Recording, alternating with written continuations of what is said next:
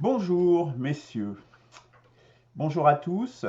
Aujourd'hui nous étudions alors à la fois de l'existant mais également des spiritualités d'actualité puisque donc contemporaines ou pseudo-spiritualité puisque nous allons examiner la question du transhumanisme et dans sa dimension spirituelle, pas dans toutes ses dimensions évidemment, ça nous emmènerait beaucoup trop loin, euh, et la question de la singularité. Alors, Euh, je vais commencer par la singularité, hein, parce qu'en fait, je ne savais pas comment l'intégrer. C'est moi qui fais cette présentation aujourd'hui.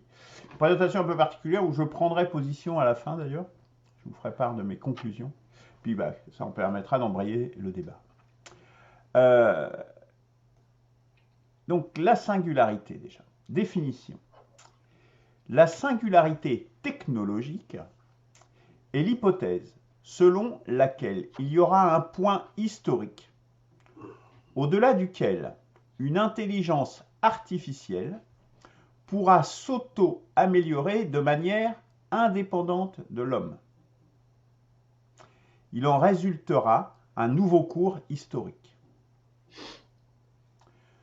Selon certains, la singularité deviendrait réalité approximativement en 2045. Alors, quelle est la dimension spirituelle de cette notion de singularité technologique? Pour Ray Kurzweil, c'est une promesse eschatologique, employé de Google, Kurzweil. C'est une promesse eschatologique qui prédit une transformation profonde et radicale des sociétés humaines. Elle conduira à la fusion de l'homme avec la machine, ouvrant la porte à un nouveau monde d'ampleur galactique, à minima. Alors, il y a d'autres interprétations de cette singularité, puisque d'autres prédisent l'avènement de l'ère des machines, qui commencerait par éradiquer tous les hommes. D'autres encore décrivent un monde où l'homme serait plus ou moins relégué à la manière des animaux aujourd'hui dans des zoos. C'est un petit peu le cas notamment du cycle de la culture, d'un auteur extrêmement connu dans ces milieux-là, que moi j'ai beaucoup lu d'ailleurs, que je vous recommande, qui s'appelle Ian M. Banks, qui est mort il y a quelques années maintenant, mais il y a peu de temps, qui justement, les hommes jouent un rôle tout à fait secondaire. Ce sont les manteaux, qui sont des machines, qui ont le pouvoir. Alors, quelles sont les limites, en définitive, de cette approche de la singularité? C'est que je dois de rappeler qu'aujourd'hui, ce que nous appelons de l'intelligence artificielle, tout le monde appelle ça comme ça, mais en réalité, ce n'est pas de l'intelligence artificielle, c'est de la reconnaissance de forme. Fondamentalement, c'est de la reconnaissance de forme. Pas du tout la même chose. J'ai même suivi des cours au CNAM à ce sujet-là, donc je vous en parle en connaissance de cause.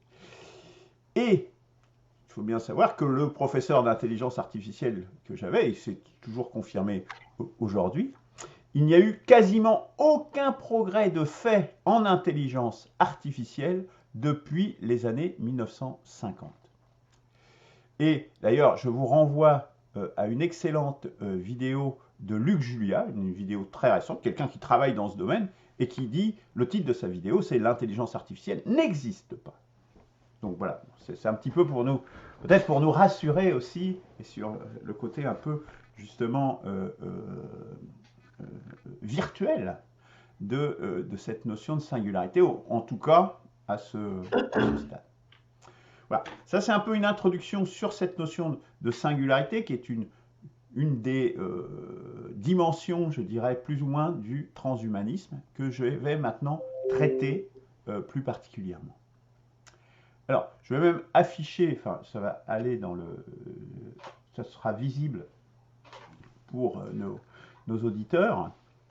Euh, Transhumanisme. Définition et origine. Donc, j'ai pris cette définition de Wikictionnaire. Mouvement culturel et intellectuel international prônant l'usage des sciences et des techniques afin d'améliorer les caractéristiques physiques et mentales des êtres humains. Et il y a un logo de ça, c'est H+, avec H, la lettre H+, dans un cercle. La naissance de ce terme est attribuée à Julian Huxley, qui était un eugéniste dans les années 1950. Julian Huxley, qui est le frère d'Aldous Huxley, célèbre pour justement son meilleur des mondes, où on est tout à fait dans un monde eugéniste et transhumain. L'espèce humaine, donc je le cite, l'espèce humaine peut, si elle le souhaite, se transcender elle-même. Nous avons besoin d'un nom pour cette croyance. Peut-être transhumanisme conviendra-t-il.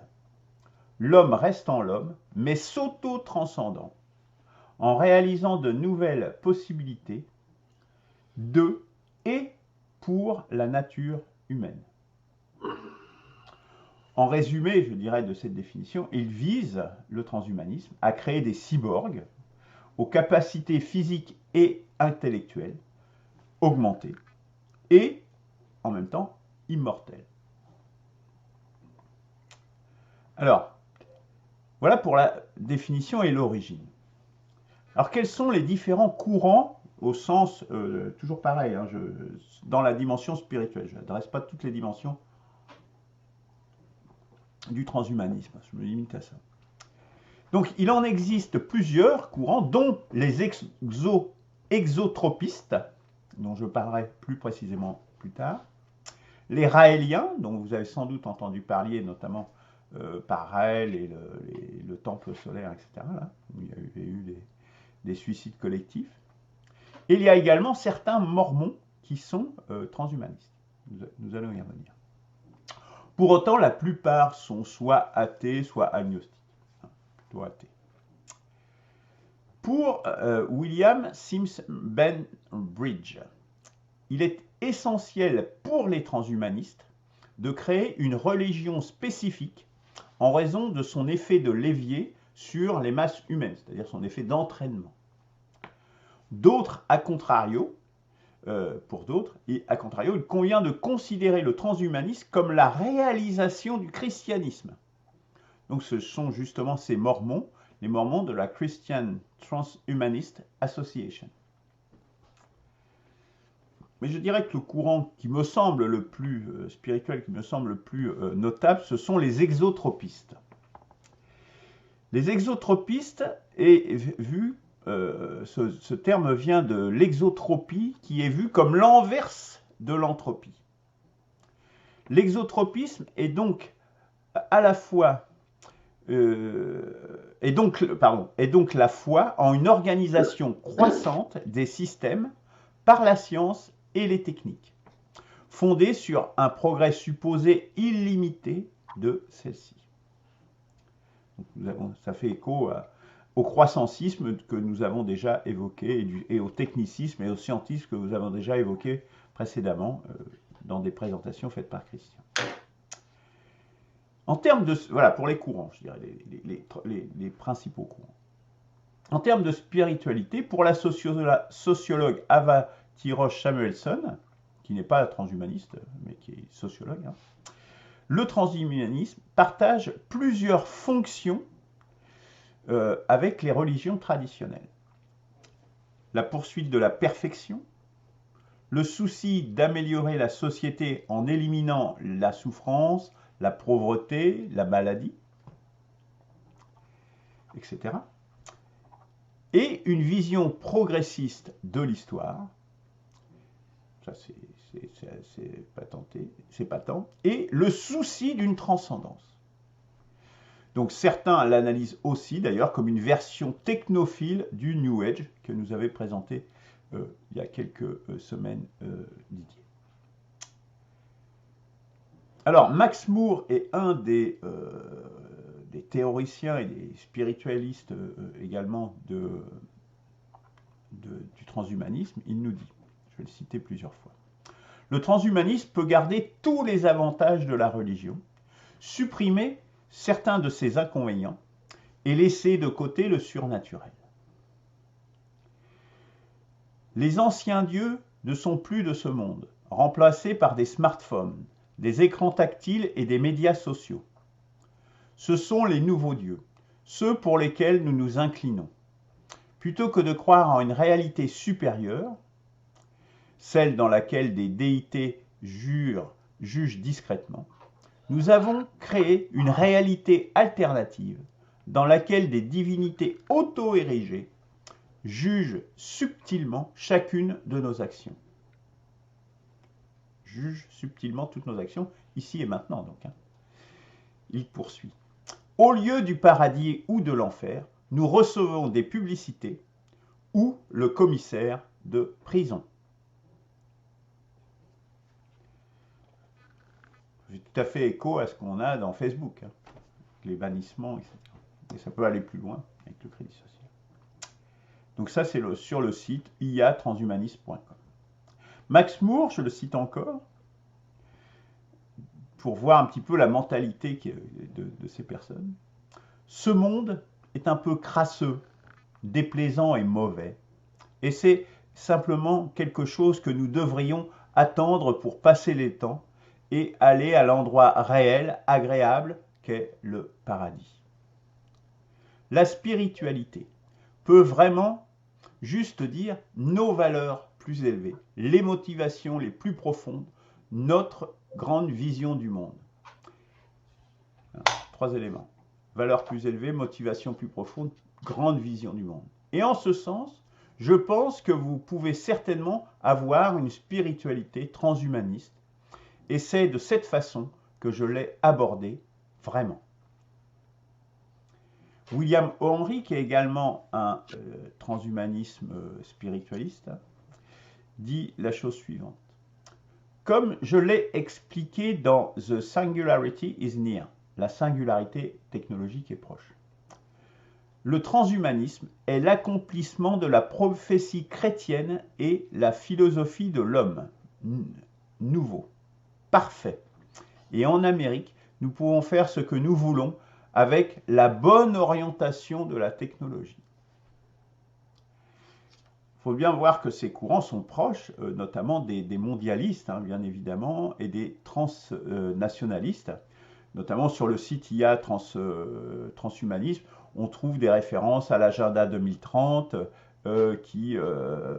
et des articles justement qui font le parallèle entre le transnationalisme et le transhumanisme. Sachant que cet agenda a quand même subi quelques retards, notamment avec le Brexit, avec Trump, et puis avec cette troisième guerre mondiale qui est en cours, en prémisse. Voilà pour cette présentation, il n'y a pas d'église encore exactement, enfin, même sauf les Mormons, qui ont une association. Alors, je vais vous livrer maintenant mon analyse. Alors, Max Moore, parle de valeurs, de motivation, de vision qui seraient les nôtres. Mais quelles sont-elles? Il ne les énonce pas. William Henry, lui, il parle de bonne orientation de la technologie, mais il ne la définit pas non plus. Il ne dit pas comment on la définit, comment est-ce qu'on la détermine, cette bonne orientation de la technologie. Ils ne disent rien de ça. Et dans une certaine façon, moi je dirais qu'ils réduisent l'homme à ses manifestations perceptibles, et donc à ce qu'on appelle la réalité. Sachant que cette réalité, par rapport au réel, nous n'avons qu'une perception de la réalité. Tant que par exemple que nous n'avions pas de télescope, nous ne savions pas qu'il y avait des étoiles et des galaxies. Notre réalité a changé, alors que ce réel, il existait déjà. Or, eux, ils font comme si on connaissait, il n'y avait pas de différence entre la réalité et le réel, entre ce que nous percevons et le fond des choses, dans leur totalité, qui plus est. Parce que ce n'est pas parce qu'on voit des galaxies qu'on sait exactement ce qu'il y a dedans, etc. etc. Même pour la nôtre.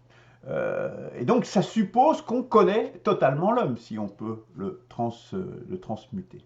Et donc, c'est vraiment une réduction de l'homme à ses manifestations perceptibles. C'est là une première je dirais, une première limite extrême, extrêmement grande à ce projet spirituel. Et puis, moi je dirais, c'est quand même une transcendance que je qualifierais, passez-moi l'expression, de pacotille. Parce que cette transcendance, c'est le soi, soi-même, comme une fin. C'est le soi pour soi. C'est-à-dire qu'il n'y a plus de du transfert. La transcendance est une forme de transfert. Le trans disparaît quelque part. C'est un dépassement de soi, mais juste pour soi, juste limité à soi-même. C'est plus vraiment une transcendance, j'aurais tendance à dire, c'est une constandance. C'est-à-dire que on resterait en soi tel qu'on est en soi, on s'est transformé, on s'est augmenté, mais on resterait simplement dans cette enveloppe et dans cette finitude personnelle, individuelle. Or, bien évidemment, cette constandance, quelque part, rien n'est constant sauf le changement. Je rappelle le proverbe d'Héraclite.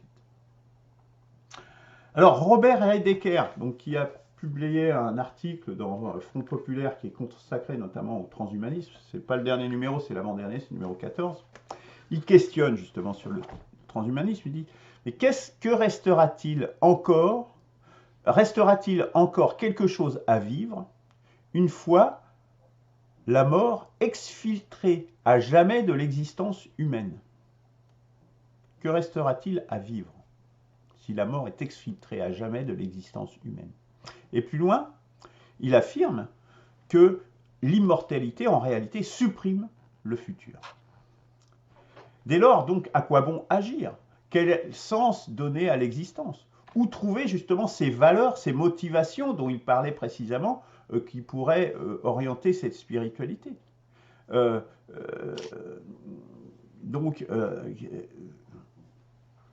Par exemple, je dirais, ce qui nous motive aujourd'hui, je dirais précisément par la négantropie qu'on a déjà discuté plusieurs fois, ça nous oriente vers ce qui favorise la vie, hein, puisque favorise justement ce déploiement de la vie, ce déploiement de ce qu'on en appelle couramment le bien. À partir du moment où vous réduisez l'existence, il n'y a plus besoin de ces motivations ou de ces valeurs. Elles disparaissent, elles tombent d'elles-mêmes. Quelle vision, puisque la vie elle-même ne sera plus, pour ne laisser que l'existence. C'est-à-dire comme les cailloux. Les cailloux, ils ont une existence, à la limite, on peut dire qu'ils sont éternels, enfin, on va lire simplement comme ça.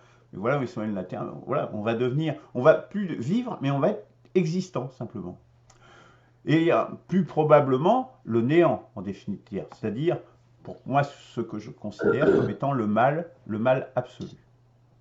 C'est-à-dire qu'en clair, on arriverait, après la mort de Dieu, à la mort de l'homme. Voilà, je dirais, le projet transhumaniste. Alors, je voudrais vous citer Gunther Anders dans son livre le plus célèbre, L'obsolescence de l'homme, un des passages qui sont particulièrement éclairants, je crois. Merci. Merci, c'est tout à fait adéquat de parler de lui déjà. Ça date de 1956 quand même, je précise. Oui. Alors, il a révisé après, mais la première édition, oui, c'est 1956. Aujourd'hui, c'est nous qui sommes l'infini. Faust est mort.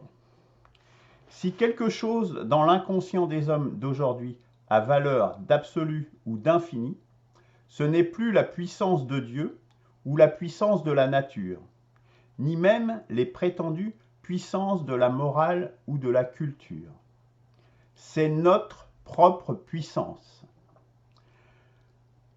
À la création ex nihilo, qui était une manifestation d'omnipotence, s'est substituée la puissance opposée, la puissance d'anéantir, de réduire à néant. Et cette puissance-là, elle, est entre nos mains. Alors il avait en tête à l'époque, même s'il pensait, il avait connaissance ces questions transhumanistes. Il avait surtout en tête la question de la bombe atomique, mais nous sommes tout à fait dans ces problématiques technologistes, en définitive. Alors, je prolongerai mon analyse en disant que, d'une certaine manière, le transhumanisme cherche à faire de chaque homme un genre de petit Dieu, un être transcendant par lui-même. Alors que normalement, Dieu, c'est le seul être transcendant.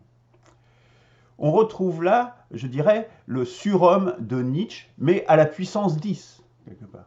C'est-à-dire une idéologie nihiliste, car se niant soi-même en ce que nous sommes, puisqu'on cherche à le dépasser. Dont on sait donc les filiations de Nietzsche et de son idéologie avec les barbaries du XXe siècle, que ce soit l'eugénisme ou le nazisme.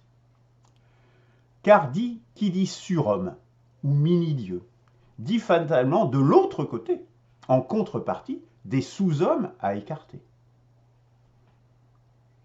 Alors, j'en arrive. Ah si, fatalement, je te vois dénier. Fatalement, puisque je te renvoie notamment au livre de Laurent Alexandre, Adrien Humain 2.0, donc un transhumaniste, qui justement s'emploie à tuer les humains 1.0. Mais parce que tout le monde ne souhaitant pas être là-dessus, transhumaniste, imaginons que le transhumanisme se produise, il y aura forcément deux catégories de personnes, ceux qui souhaiteront l'être et ceux qui ne souhaiteront pas le devenir. Alors je te donnerai la parole après, je vais conclure, Édouard, si tu veux bien. L'homme doit retrouver sa modestie. Je crois que c'est le point essentiel. Quitter son attitude de titan par un renouveau spirituel. C'est là de nouveau Gunther Anders qui dit « Les titans que nous sommes devenus, titan qui veut désespérément redevenir homme ». Et donc redevenir homme, c'est bien quitter cette attitude de titan par un retour, par un renouveau spirituel. Car l'homme est plus petit que ses créations, comme la bombe atomique. Nous sommes nous-mêmes, individuellement et même collectivement, plus petits que nos créations, qui sont même impensables. Compte tenu de l'ampleur des enjeux, ce renouveau spirituel se doit d'être nécessairement aussi large, voire aussi fort que celui des animistes dont on parlait la semaine dernière. Cela implique l'opposé de la volonté de puissance nietzschéenne, c'est-à-dire la modestie. Le transhumanisme n'est pas une spiritualité, c'est une anti-spiritualité. En cela, il ne vise pas le bien, c'est-à-dire la promotion de la vie, mais sa fin. Une fin, l'homme étant devenu inutile, sans objectif, sans moteur, apte non pas à nous améliorer, mais à nous anéantir. À mon sens, c'est le mal absolu. D'ailleurs, le combat est déjà là, puisque dès 2012, Laurent Alexandre, que je viens de citer, signait un papier intitulé « Transhumanisme versus bioconservateur ». Déjà, rien que le mot bioconservateur. Je dirais qu'une réplique intitulée « Humaniste » ou « Humanisme versus transhumanisme » serait la bienvenue. Et pour cela, c'est pour ça qu'il est urgent d'opposer une spiritualité actualisée. Car ma conviction, c'est que le combat contemporain est celui des exotropistes contre les négantropistes. C'est-à-dire celui des apprentis sorciers actuels qui agissent, aujourd'hui ils agissent ces gens-là, face aux êtres naturels millénaires qui laissent faire, englués qu'ils sont dans un passé bel et bien révolu.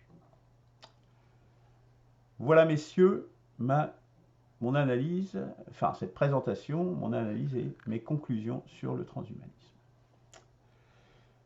On veut savoir, on a du temps pour débattre, c'est parfait. Eberhard. Oui, alors, merci pour cette présentation, excellente présentation, surtout que bon, Gunther Anders, c'est absolument une excellente référence là-dessus. Et ensuite, juste en détail, Lukács, dans son Destruction, d'ailleurs, Destruction de la raison, écrivait que Hitler a utilisé 91 références non citées, d'ailleurs, de Nietzsche dans son Mein Kampf. Donc voilà, donc c'est vraiment c'est direct. L'affiliation Ensuite, je signale que mon curé de Gaillac, est établie, donc. pardon? L'affiliation est établie. Ah Enfin, oui, tout à fait, mais Lukács, c'est tout à 91, fait c'est ce qu'il beaucoup quand pointe. même. Hein. Ouais. 91, c'est beaucoup. Donc, effectivement, je signale aussi que j'ai suivi des cours de bioéthique de mon curé de Gaillac. Hein. Et il y a un cours spécifique sur le transhumanisme et je pourrais diffuser les transparents qui ont été faits. Donc, il a repris le Huxley. Ça vous permettra de donner. À la fois, il ne faut pas oublier que c'est un biologiste. Donc, c'est le curé en question, c'est pas du tout une sorte de. C'est vraiment quelqu'un qui a d'abord un niveau scientifique. Et il part toujours du niveau scientifique pour ensuite arriver à l'éthique, hein, l'anthropologie puis l'éthique, hein, évidemment. Donc bon, mais il n'y a aucune réponse de données dedans. C'est en fait, il demande à ce qu'on se fasse une idée par nous-mêmes à la sortie, hein, même si bon, c'est un peu quand même dirigé. Et moi-même, je serais un petit peu plus dirigiste dans cette affaire-là. Le transhumanisme, effectivement, tu l'as bien montré, mais moi j'irais juste sur ces valeurs cardinales. Si la science devrait prendre le pouvoir, parce qu'en gros, c'est le scientisme qui prend le pouvoir. Hein. Déjà, on y pensait déjà au 19e siècle, mais là, on est arrivé à un point très, très développé. Et ben, ça serait la fin d'une des valeurs phares, justement transcendantes, qui est l'amour. Parce que l'amour, d'abord, elle inclut effectivement, tu parlais d'être humble, l'humilité, et c'est-à-dire se donner, quoi, et sans qu'il y ait une rationalité scientifique derrière. C'est parce que j'ai des sentiments. Ça détruit aussi les sentiments, en fait, le transhumanisme. J'appuie un petit peu plus là-dessus, et c'est ce que je disais d'ailleurs ce matin sur le marché. J'ai eu pas mal de discussions avec différentes personnes, à nouveau, et tout notre objectif, c'est de faire réactiver des sentiments qui, je dois dire, au cours des années 70, ont été progressivement dissous parce qu'en fait, on n'a pensé plus qu'à jouir. En fait, jouir, profiter donc du corps, hein, de lui et à tout va sans comprendre cette dimension éthique entre parce qu'on avait ces fameuses 30 glorieuses qui vous permettaient de profiter sans limite et le transhumanisme est en fait une sorte d'évolution là-dessus et plus, disons, plus scientifique, alors que c'était débridé dans les années 70. Et enfin, si transhumanisme il y a, je pense qu'en fait que ça sera seulement réservé à une sorte de petite élite très, très réglée, parce qu'une fois que le système a été appauvri, une fois que la barbarie se sera développée, une fois que les guerres se seront développées à fond, eh bien, certains voudront parfaire leur corps, parfaire peut-être leur intégration intellectuelle grâce à des informations qui pourraient synthétiser même dans leur cerveau. Parce que bon, le curé de Gaillac, il parlait aussi notamment d'augmentation cognitive, hein, donc de ces systèmes-là, ou alors le corps, mais ça peut être des fois aussi utile. Hein, et il le disait clairement, chaque évolution technologique. Alors, il parlait des NBIC, hein, évidemment, hein, NBIC, les différents alpha, biotechnologie, informatique, etc., et sciences cognitives, et le N, c'est, j'ai oublié, voilà, ça reviendra. Et donc, neurosciences, je crois que c'était. Et donc, tout ça va faire que tout ça, c'est un peu des leurres pour la majorité de la population, même s'il faut les occuper dans le cerveau en leur parlant des trucs pareils. Mais nous, globalement, il faut, pour pouvoir faire justement triompher l'amour, la justice, le bien et le beau, eh ben c'est effectivement une résistance contre un système qui, de toute façon, ne marchera pas pour la majorité des gens. Donc, c'est un travail d'être dans les catacombes et de résister à un système qui essaye de nous englober dans un machinisme généralisé, mais ça marchera à travers l'espionnage l'espionnage du type réseaux sociaux et compagnie, mais je ne pense pas que ça ira au-delà. Voilà pour mes petits commentaires. Merci Eberhard. Qui veut? Alors oui, je disais que j'étais assez d'accord avec l'autotranscendance qu'il y a derrière le transhumanisme, mais il y a un très très gros mais, c'est que cette auto-transcendance, on en est capable directement à partir de ce que nous sommes. Hein, c'est ce que, je vais citer de nouveau la révélation d'Arès, c'est ce que la révélation d'Arès vient nous dire, c'est-à-dire que vous êtes capable, par votre propre effort de changement, de vous efforcer à aimer, de vous auto-transformer véritablement, de vous rediviniser. Alors c'est pas pour faire un homme, un super-homme, un surhumain qui mépriserait les autres, au contraire, parce qu'en fait on ne peut y accéder à ce biais-là que par l'humilité. La pénitence n'est au vrai sens du terme, hein, le mot pénitence, c'est donc cet effort d'aimer, de pardonner, de faire la paix d'un certain nombre d'une vie spirituelle libre en réalité. Eh bien ça développe en nous quelque chose qui est de l'ordre du divin parce qu'on est des êtres divins. C'est ce que vient de nous dire la révélation d'Arès. Donc là, le problème du transhumanisme et tout ça, c'est qu'ils cherchent toujours dans des moyens extérieurs technologiques une surdimension humaine et on sait bien que tout ça, ça risque de tourner mal. Hein. On connaît l'histoire de Frankenstein, par exemple. Bon, tu as cité Günther Anders... Luc, j'ai bien apprécié, moi aussi, je connais l'obsolescence de l'homme, c'est une très belle référence, et je suis tout à fait d'accord avec toi sur le fait que ça risque de tourner très très mal, parce que c'est du soi pour soi, quoi, comme c'est toi qui avais dit ça comme ça, c'est-à-dire que c'est vraiment l'ego qui, alors là, veut prendre toute la place de façon définitive, déjà qu'il est quand même extrêmement présent, alors que dans la respiritualisation de l'homme avec ce qu'il est, simplement parce qu'il a déjà tout en lui, en réalité, c'est pas l'ego qui prend la place. L'ego réintègre en fait la grande conscience cosmique, divine, vous l'appelez comme vous voulez.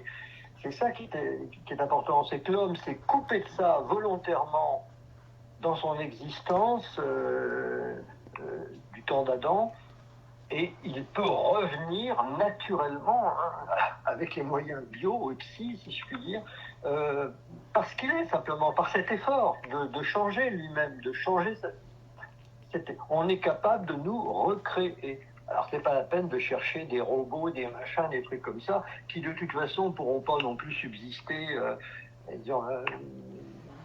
parce que d'abord il faut le courant, il faut de l'énergie, il faut tout ça, hein. Il suffit de retirer la prise, tout ça, ça marche plus. Tout ça c'est bidon. C'est bidon, mais ça représente pour moi le maximum de l'utopie de l'homme enfermé en lui-même, de l'homme pécheur, je vais dire, peut-être le mot va vous écorcher un peu, mais c'est ça au fond. C'est le summum, on est au sommet, c'est-à-dire que c'est l'impasse la plus totale. Et maintenant, il est temps de revenir à aimez-vous, quoi. Aimez-vous les uns les autres, véritablement. Voilà mon message, si je puis dire, par rapport à ce que tu viens de dire, Luc. Et je suis en très grande partie d'accord avec ce que tu nous as dit du point de vue critique, j'entends, là-dessus. Voilà. Juste un autre point, quand tu as parlé de la singularité, tu m'as fait penser aussi à un physicien qui s'appelle Henri Guillemin, je ne sais pas si vous le connaissez, c'est Henri, je ne sais plus si c'est Henri, Guillemin, qui lui a travaillé sur l'intelligence artificielle et s'est maintenant tourné vers vraiment la conscience. Il cherche à pointer la conscience par sa voie physique. Alors il a dépassé son matérialisme premier, c'est pas mal comment il en parle, pour arriver à quelque chose de beaucoup plus spirituel. Il reconnaît maintenant l'intuition et un certain nombre de choses. Voilà. Tout ça parce qu'il s'est, dans ses propres recherches de physicien, il s'est trouvé bloqué parce que justement il n'y avait pas de conscience quoi, dans l'objet qu'il était en train de travailler. Hein. Termes de camp. Voilà. Et il a découvert du coup que la conscience n'était pas non plus limitée à un humain, elle pouvait être extérieure, elle participait de quelque chose d'autre. Voilà, juste un petit point comme ça, si ça vous intéresse, je vous donnerai un lien éventuellement. Il y a des conférences qui sont intéressantes de cet homme-là. Oui, parce qu'Henri Guillemin, je crois que c'est l'historien. Je coupe mon appareil. D'accord. Ça risque de faire des interférences supplémentaires, d'accord ? Ok. À moins qu'il y ait des questions me concernant. Non. Ok. À vous. Ben, j'ai seulement dit qu'Henri Guillemin, c'est normalement l'historien, c'est pas le Et physicien. merci Luc. Hein. Mais Bon. de rien. Tu lui transmettras pour voir. Bah, il entend, hein. Il va rétablir son micro, son haut-parleur et je pense qu'il va nous entendre du coup.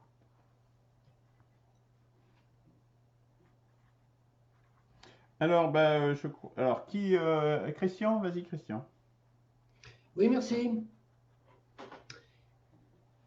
Alors, le transhumanisme, bon, merci à Luc pour cette présentation, bien entendu. Et je pense qu'il y a plusieurs choses mélangées dans le transhumanisme.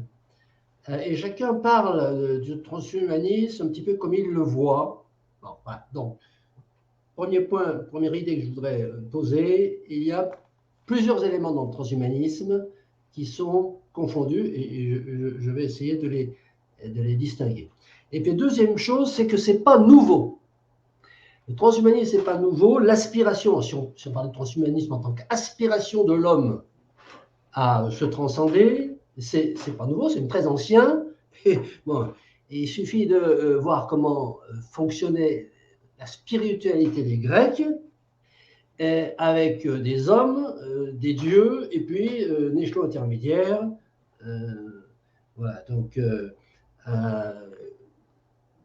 la transcendance, l'homme augmenté, c'était déjà une idée qui était très ancrée dans la philosophie grecque.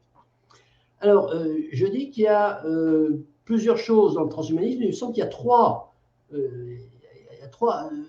rubriques dans le transhumanisme.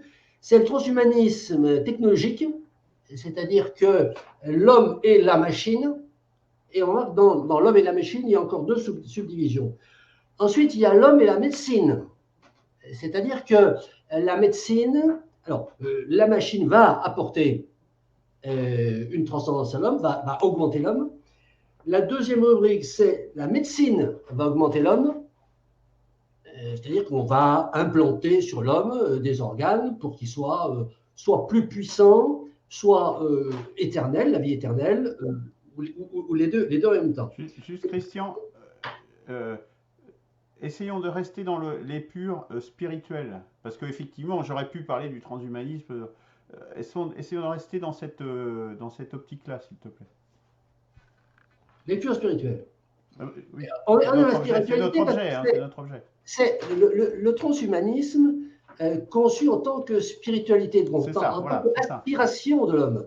Et donc, là, je voulais pointer aussi une chose qui n'a pas été soulignée, c'est y a-t-il adhésion des masses à cette idée du transhumanisme? Bon, j'en parlerai, si j'ai le temps, j'ouvre des débats. Mais je reste dans la réflexion sur la spiritualité en disant qu'il y a trois types d'aspiration que peut développer l'homme, mais pas seulement actuel, j'ai dit l'homme antique, à se transcender, à être plus qu'un simple humain mortel. C'est la machine, c'est la médecine qui va lui permettre d'être plus durable, et puis c'est le miracle. Donc, le miracle peut, on peut voir le transhumanisme comme on peut voir le miracle comme un outil pour devenir transhumain. Alors, la rubrique machine, il y a deux options. Il y a la machine qui domine l'homme, alors c'est ce que tu appelles la singularité, hein, et puis il y a l'homme qui domine la machine. C'est pas la même chose parce que l'affaire du transhumanisme, il débouche sur deux questions, je dirais, philosophiques. C'est est-ce que le transhumanisme, il est souhaitable? Et puis, après, c'est plus pragmatique, est-ce qu'il est possible? Et lorsqu'on pose la question, est-ce que le transhumanisme est souhaitable? Alors, je répète que l'aspiration au transhumanisme, elle est très ancienne, je dirais même qu'elle est ancrée dans l'homme. Bon. Ça dépend si on parle... par exemple, si on prend la machine, bon, si on imagine que l'homme va dominer la machine, du coup, le transhumanisme, ça peut être recevable, je dirais, par quelqu'un qui défendrait l'idée que La technologie a donné les moyens à l'homme d'avoir des outils surpuissants pour qu'il devienne plus fort, lui l'homme, mais qu'il domine complètement les outils. Alors, la dérive, c'est l'option 2, c'est-à-dire que c'est l'apprenti sorcier, l'homme crée l'outil absolu, mais cet outil prend son autonomie et se met à dominer l'homme. Ça, c'est pas nouveau non plus. C'est pas nouveau non plus. L'homme c'est l'apprenti sorcier qui crée quelque chose d'extraordinaire, c'est quelque chose d'extraordinaire qui prend le dessus sur celui qui l'a créé. Voilà. Donc, tout dépend des options. Alors, on a aujourd'hui, dans ces aspirations, moi je ne parle pas de rêve du transhumanisme, hein, je parle d'aspiration au transhumanisme, on a ces deux options. On a ceux qui défendent, il faut aller vers une augmentation la plus grande possible des outils parce que ça rend l'homme meilleur, ça facilite la vie, ça rend le meilleur, et bien ceux qui disent, mais ça va forcément dériver sur une prise du pouvoir de la machine sur l'homme. Pour ce qui concerne l'eugénisme, c'est-à-dire les progrès de la médecine qui vont permettre à l'homme, bon, là c'est très différent, l'homme, on peut très bien considérer un transhumanisme qui ne poursuit pas la voie de la machine, mais qui poursuit uniquement la voie de devenir un être biologique plus fort et plus durable. Voilà. Maintenant, la question, donc ça c'était la question, est-ce que c'est souhaitable? Je crois que la réponse est, moi je suis beaucoup moins catégorique que vous, hein, en disant le transhumanisme c'est bidon. D'abord, un, c'est pas bidon, c'est très ancien. Deux, il y a des arguments qui tiennent la route, hein, pour dire que le transhumanisme option 1, c'est-à-dire l'homme qui domine la machine, ça peut être intéressant.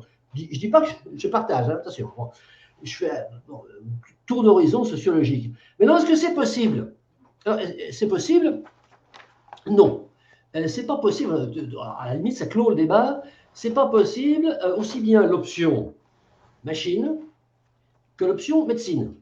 L'option miracle, ça, c'est toujours possible. Mais alors, les deux premières options, l'option machine, c'est pas possible parce que pour faire ça, il faut de l'énergie et des minerais, de la matière. Voilà. Bon. Et que comme on va vers une raréfaction inéluctable de l'énergie disponible et de la matière, surtout de la matière, hein, bon, eh bien, nous ne pourrons pas développer, même si on le veut, et même si on pense que c'est très bien, même si on pense que ça apporte une vertu, nous ne pourrons pas développer des machines telles qu'on les envisage pour alimenter, disons, la vision d'un transhumanisme intégral. Et pour la médecine, bon, c'est exactement la même chose. Alors, je terminerai juste sur deux petites réflexions. Quand tu parles de Max Moore qui dit une bonne orientation, avec une bonne orientation de la technologie. Ben, c'est ça. Aujourd'hui, on a énormément de mouvements. C'est pas Max Moore qui dit ça. Hein. C'est vrai. Alors bon. C'est l'autre. C'est pas lui ça. Ok. Merci d'avoir. C'est William Henry. Il y a beaucoup de. L'autre, il parle de valeur plutôt, de vision, de motivation. Qui dénoncent, qui attaquent la technologie, qui disent qu'il faut arrêter la technologie, etc. Bon, c'est des mouvements qui partent du principe, qui expliquent, qui argumentent comme quoi la technologie développe des choses qui vont être mauvaises pour l'homme. Bon, si on nous démontre que la technologie va au contraire apporter des choses bonnes pour l'homme, c'est ça la bonne orientation de la technologie. Ensuite, juste une réflexion sur une chose qu'a dit Eberhard, que je donne de passage. Eberhard qui rejette totalement le transhumanisme. Il dit le transhumanisme détruit les sentiments. Bon, c'est pas évident. Hein. Bon, on peut l'affirmer, mais il faut le démontrer.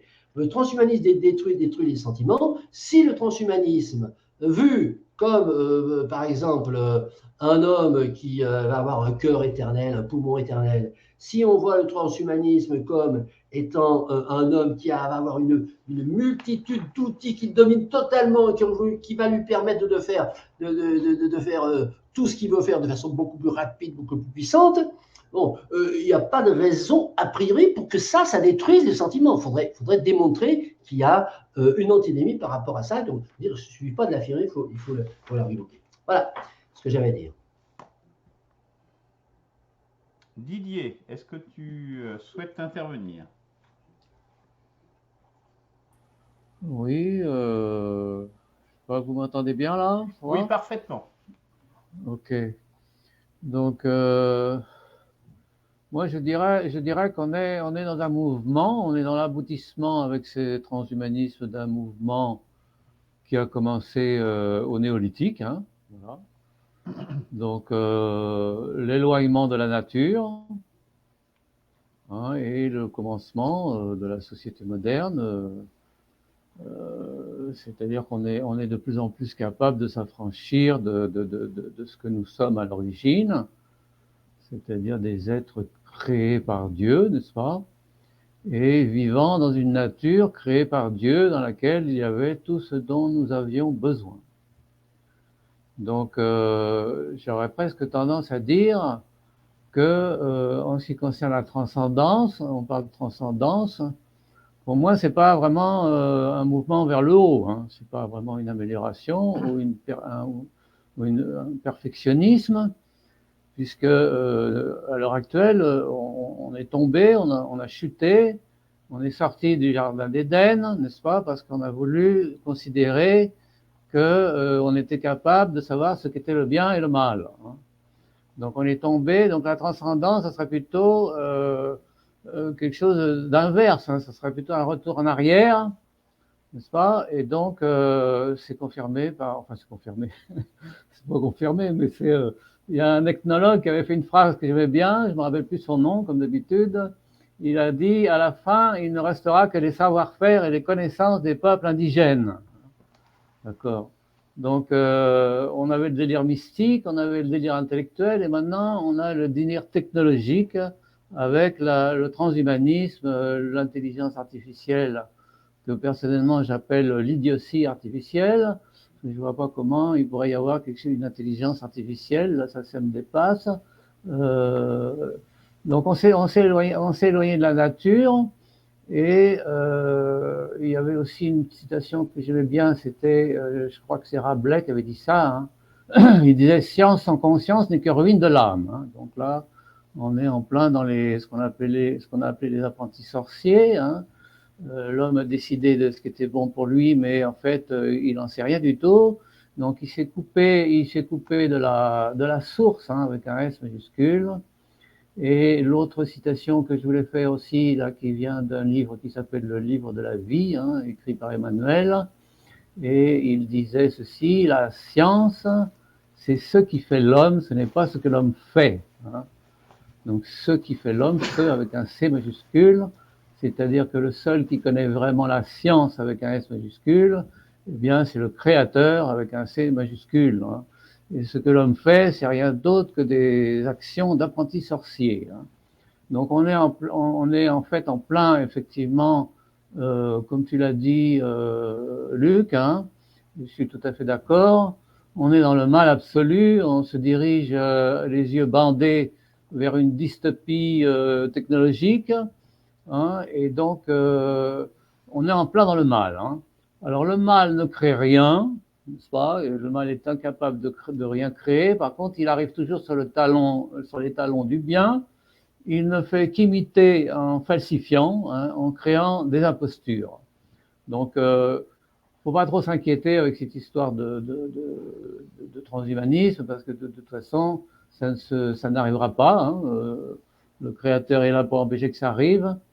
Et puis de toute façon, c'est un délire technologique, et comme tu l'as bien expliqué, Luc, il n'y a pas eu d'amélioration de l'idiotie artificielle depuis 1950. Donc moi, je pense que ce sont des gens qui rêvent, hein, qu'il va se passer quelque chose d'extraordinaire, mais je vois absolument rien de spirituel dans cette histoire-là, hein. Il y a effectivement une filiation directe entre le transhumanisme et l'eugénisme, hein. On essaye de perfectionner la nature humaine, mais c'est pas de cette manière-là qu'on la perfectionnera. De toute façon, ce qu'il faut, c'est, comme je l'ai dit, c'est retourner en arrière vers un homme qui soit en contact avec la nature et qui arrête de faire n'importe quoi. On nous dit, le transhumanisme nous dit que la nature est inachevée. Alors, elle n'est pas inachevée, c'est nous qui l'avons détruite, hein, c'est pas du tout la même chose. Hein. On nous dit que seule la technologie pourra perfectionner la nature et l'homme. Bon, c'est du délire technologique, ça n'existe pas, ça n'arrivera pas. Hein, et on n'arrivera surtout pas à transcender la nature humaine avec la science et avec la technologie. Hein. Seule la science avec un S majuscule, celle de Dieu, nous permettra de revenir à l'état humain que nous n'aurions pas dû quitter. Hein. Donc tout ça, c'est du satanisme en fait. Hein, il faut bien comprendre ça. Et ça vient des mêmes qui essayent aujourd'hui de diriger le monde et de dire qui nous parle de mondialisme et tout ça. Hein, c'est la même source. Hein, on essaye de nous dire qu'on va être comme des dieux. Hein, mais il y a un danger énorme derrière tout ça, c'est que l'eugénisme là est tout à fait derrière le transhumanisme, hein, et on finira par définir ce qu'on appelle un seuil de normalité humaine, hein, en dessous duquel ceux qui seront en dessous, eh ben, on essaiera de les supprimer d'une manière ou d'une autre. Hein. C'est ça qui va se passer, parce que au début on nous présente ça comme si c'était bien, comme toujours, hein, et puis à la fin on s'aperçoit que c'était pas du tout ce qu'on attendait. Hein, voilà. Voilà, donc il y a vraiment, pour moi, c'est vraiment effectivement le mal absolu, et il faut espérer que cette chose-là, enfin, je pense que tous ceux qui croient en Dieu seront d'accord pour dire que Dieu ne laissera pas cette chose se faire, et que ceux qui croient à ça, en fait, ils sont emmenés dans là je vais citer un verset de la Bible, hein, qui dit qu'il y aura à la fin des temps, hein, puisque c'est l'Apocalypse, on est dans la période de l'Apocalypse, hein. Et à la fin des temps, il y aura, comment il dit ça déjà, je vais vous dire le mot, une puissance d'égarement, hein, qui se répandra à la surface de la terre, pour que les gens qui y croient démontrent qu'ils n'aiment pas la vérité. Hein. Et donc ce sera un test pour qu'on sache qui aime la vérité, qui a l'amour de la création et l'amour de Dieu, et ceux qui ne l'ont pas. Donc, je termine avec ça, et voilà ce que j'en pense. Hein. Donc, c'est vraiment le mal absolu. Voilà. Point. Merci Didier. Eberhard, tu voulais rajouter quelque chose, puis on arrive à... Oui, je fais très court, c'est juste pour répondre à Christian qui a oublié un tout petit point, parce que je suis intervenu en disant il y a certains éléments réparateurs dans le transhumanisme, comme par exemple remettre une main à quelqu'un qui est devenu manchot par une guerre, par exemple. Je trouve, en fait, j'ai dit déjà qu'en fait, j'étais rien contre. Mais quand ça devient intrusif au niveau de la psyché, donc de la réflexion humaine, que ça vous introduit des influx qui, pour l'instant, sont extérieurs par des écrans, par exemple, mais que ça devient maintenant endémique et que ça, en fait, finalement, détruit son âme, ou aussi, en fait, on l'a entendu un petit peu à droite et à gauche. Moi, je suis rien... Alors, d'abord, je répète, hein, je n'ai rien contre de permettre à un handicapé d'être moins handicapé, d'accord, grâce à la technologie, mais je suis là ou contre, et je persiste et signe en disant que ça détruit les sentiments, que ça détruit le rapport à l'amour, tout court, de faire rentrer l'homme dans une préoccupation qui devient de plus en plus exclusivement techniciste. Voilà, et après, on ne peut plus voir ni de miracle, on ne peut plus voir ni de beauté du monde si on a toujours le nez, par exemple déjà dans un écran, mais en plus, ça devient le seul moyen de vivre, en fait. Hein. Voilà, donc ça détruit toute vie, en quelque sorte, vivre vrai avec un grand V. C'est tout. Merci beaucoup, Eberhard. Alors, je vais conclure si vous le voulez bien. Juste 2-3 remarques. Par rapport à ce que disait Didier, tout le monde ne croit pas en un Dieu. Hein. Moi, je ne crois pas en un Dieu créateur. Et pourtant, je pense que je suis dans la spiritualité, dans ce renouvellement, justement. Mais bon, voilà. Je pense qu'il n'y a pas que cette voie-là possible en termes de spiritualité renouvelée. tu dis ça n'arrivera pas. Alors peut-être le projet en tant que tel, comme le souligne aussi Christian, n'arrivera pas dans sa finalité. Mais ça arrive déjà aujourd'hui. Ce qu'il faut bien voir, c'est que ça ne va pas arriver, mais ça va créer des avatars et des barbaries qui vont dégrader l'homme.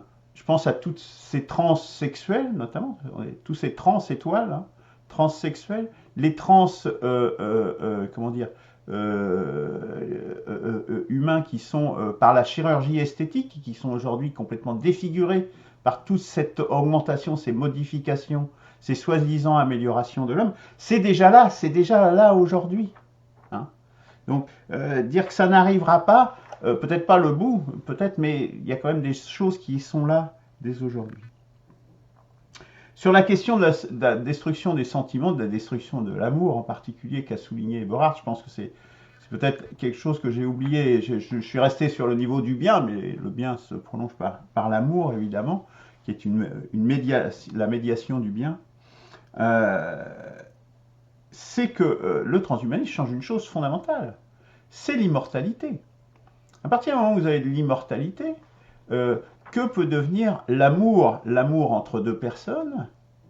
Que peut devenir, à quoi bon? Puisque la vie, il n'y a plus de besoin de vie, il n'y a plus de vie, il n'y a plus qu'une existence. Et puis, plus besoin de procréer non plus. Donc, l'amour filial, l'amour familial devient complètement inutile. Donc, cette question de l'immortalité est tout à fait fondamentale et changerait fondamentalement la société. Sans oublier, évidemment, la sélection humaine, l'eugénisme, hein, qui est la version, je dirais, low-tech, qui est de plus en plus high-tech de cela, avec la sélection d'embryons qui se pratique d'ores et déjà. Alors juste, et un dernier point, et je finirai là-dessus, tu disais sur par exemple, la lecture, c'est Eberhard qui parlait ça au début, sur la lecture dans le cerveau et tout ça, je crois que tu disais que ça n'arrivera pas, mais ça existe déjà.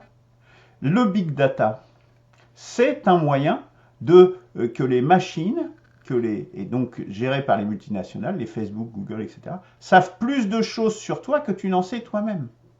Puisqu'ils accumulent toutes les données sur toi, sur toute ton existence, et du coup, ils savent des choses sur toi que toi-même, tu ne sais pas. Et ça, c'est déjà une lecture dans le cerveau, ce phénomène du big data. Voilà, bon, ben, peut-être, je pense que nous aurons l'occasion de retraiter ce sujet, puisque nous voyons bien que c'est une dimension du nihilisme, du mal absolu. Ce terme a été, c'est l'ennemi, je pense que c'est notre ennemi numéro 1. Merci, messieurs.